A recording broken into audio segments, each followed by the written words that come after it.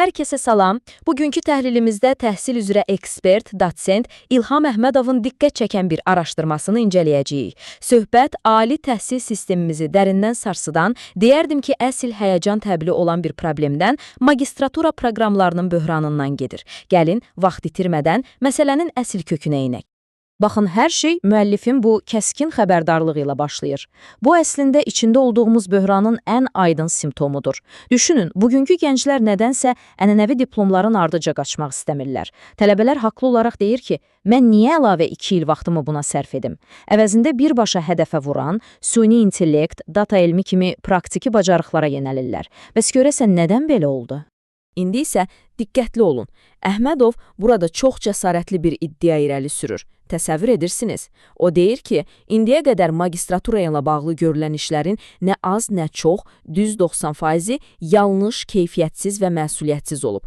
Yəni bu sadəcə kosmetik bir düzəlişə ehtiyacımız olduğu mənasına gəlmir. Sistem sözün əsl mənasında təməldən sarsılıb. Yaxşı, bəs bugünkü təhlildə bizi nələr gözləyir? Çox qısa xatırladım. Magistratura böhranının özü, sistemdəki 6 əsas uğursuzluq, dünyanın buna necə uyğunlaşdığı, təklif olunan konkret islahat planı və təbii ki, ən sonda post-neft dövrünün gətirəcəyi o böyük risklər. Gəlin, bu ardıcıllıqla da irəliləyək. Başlayaq elə birinci hissədən. Magistratura böhranı, yəni o tələsik başlanğıc və bugün boş qalan auditoriyalar. Bəs bu problemin tarixi hara gedib çıxır? Müəllif iddia edir ki, hər şeyin kökündə zamanında atılmış çox tələsik addımlar dayanır.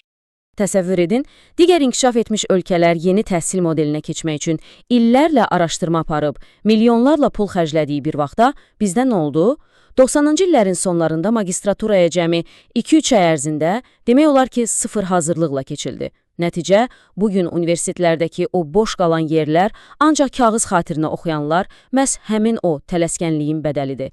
Və ən qorxulusu odur ki, təcili nəsə etməsək, gələn 10 ildə süni intellekt bu klassik modelləri tamamilə lazımsız bir əşyaya çevirəcək. Baxın, Əhmədovun burada vurğuladığı çox kəskin bir kontrast var. Mövcud reallığımız nədir?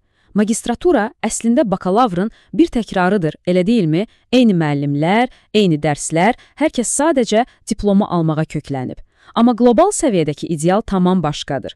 Orada magistratura dərin analitik düşüncə, əsl tədqiqat və sözün əsl mənasında bir innovasiya mərkəzidir. Fərq gecə ilə gündüz kimidir. Gəlin görək sistemin harasında sızıntı var. İkinci hissədə sistemik çöküşün diaqnozu, yəni bəhs edəcəyimiz o məşhur 6 əsas uğursuzluğa baxırıq. Müəllif əslində hamımızın beynindəki o haqlı sualı səsləndirir. Tələbə niyə bakalavrda gördüyü eyni sistemi əlavə 2 ildə çəkməlidir? Özü də işə götürənlər o diploma heç bir xüsusi dəyər vermədiyi halda. Üstəlik, universitetlərdə real tədqiqatdan əsər əlamət yoxdursa, dissertasiyalar sadəcə yazılmaq xatirinə yazılırsa, o zaman bu təhsildir, yoxsa sadəcə vaxt itkisi? İndi isə ən can alıcı nöqtəyə gəlirik. Süni intellekt dövrü. Açıq danışaq, işə götürənlər artıq köhnə tipli klassik diplomlar axtarmırlar. Onlara çeviklik, müasir və konkret bacarıqlar lazımdır. Süni intellektin yüksəlişi əmək bazarının qaydalarını o qədər sürətlə dəyişir ki, bizim o ağır magistratura modelimiz sadəcə olaraq bu sürətə heç cür çata bilmir. Uğursuzluqlar siyahısını tamamlasaq, mənzərə daha da aydınlaşır. Deməli, köhnəlmiş kurikulumlar və elmi layihələrə ayrılmayan büdcələr istedadlı gənclərimizi universitetdən uzaqlaşdırır. Onlar çox rasional düşünürlər. Niyə 2 il vaxt itirsinlər ki, gedib kiber təhlükəsizlik və ya rəqəmsal marketinq öyrənib tez bir zamanda əmək bazarına daxil olmaq varkən, kim o passiv mühitdə qalmaq istəyər? Bəs qalan dünya necə edir? Üçüncü hissədə qlobal uyğunlaşma modellərinə baxacağıq. Dünyanın necə dəyişdiyini anlamaq bizə yəqin ki, yeni bir çıxış yolu göstərəcək. Gəlin dünyadakı qabaqcıl təcrübələrə bir göz ataq. Mənzərə çox maraqlıdır. Məsələn, Skandinaviya ölkələri tamamilə çevik və qısa müddətli sertifikatlara, hibrid təhsilə keçib. Almaniya isə magistraturanı birbaşa zavodlarla, böyük şirkətlərlə birləşdirib. Singapur tamam başqa səviyyədədir. Onların tək dərdi süni intellekt, data elmi və yaşıl texnologiyadır. Yəni, hər kəs tələbəyə sən bizə sadəcə 2 ilini ver demir, tam olaraq dövrün tələbinə uyğunlaşır. Yaxşı, bəs bizim üçün çıxış yolu nədədir? 4-cü hissədə müəllifin təklif etdiyi islahat planına, o həll edici 7 addıma baxacağıq. Bu planın ilk 4 addımı bilavasitə strukturun sökülüb yenidən yığılmasını tələb edir. Əhmədov deyir ki, biz o sərt 2 illik modeldən mütləq imtina etməliyik. Əvəzində mikrosertifikatlara və toplanan dərəcələrə keçid almalıyıq. İkincisi, şirkətlər kənarda durub məzun gözləməməlidir. Dərslərin hazırlanmasında birbaşa iştirak etməlidir. Və ən əsası, kimliyindən asılı olmayaraq, süni intellekt və data analizi bütün proqramlarda məcbuli olmalıdır. Digər 3 addım isə sırf mühitin, belə deyək, mədəniyyətin dəyişməsi ilə bağlıdır.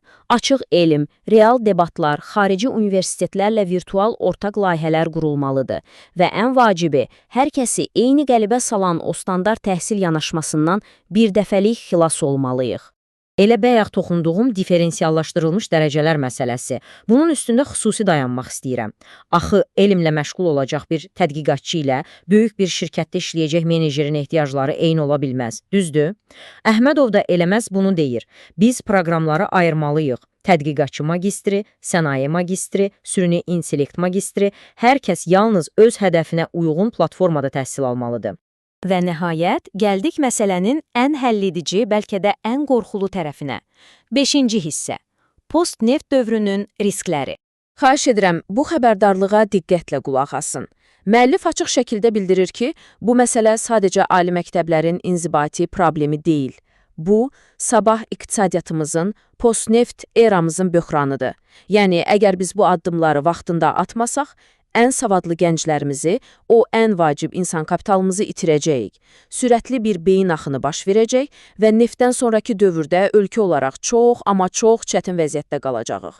Təhlilimizin sonunda isə hər kəsi düşündürəcək çox aydın bir sual yaranır.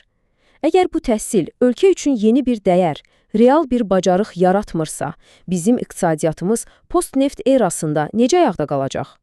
Dünyanın qabaqcıl universitetləri artıq sadəcə bilik yox, birbaşa innovasiya istehsal etdiyi bir vaxtda bu suala verəcəyimiz cavab elə gələcəyimizi həll edəcək. Düşünməyə dəyər, elə deyilmi? Bugünlük bizdən bu qədər. Özünüzə yaxşı baxın və kəşf etməyə davam edin.